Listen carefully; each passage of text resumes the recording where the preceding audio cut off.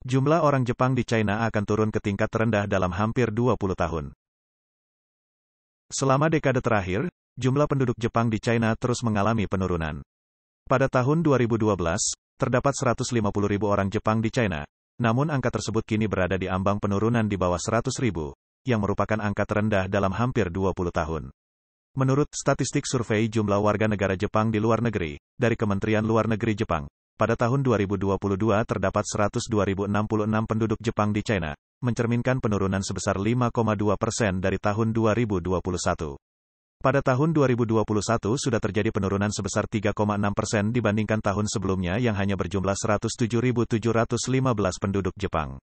Jika tren ini terus berlanjut, jumlah orang Jepang di China diperkirakan akan turun di bawah 100.000 pada tahun 2023, yang merupakan pertama kalinya dalam 20 tahun terakhir, mengingat bahwa jumlah orang Jepang yang melebihi 100.000 pada tahun 2005. Titik balik penurunan ini dapat ditelusuri kembali ke tahun 2012 ketika terdapat 150.000 penduduk Jepang di China. Namun, pada tahun 2013 jumlahnya turun secara signifikan sebesar 10% dibandingkan tahun 2012, akibat demonstrasi anti-Jepang di China yang mengakibatkan kerugian pada bisnis Jepang.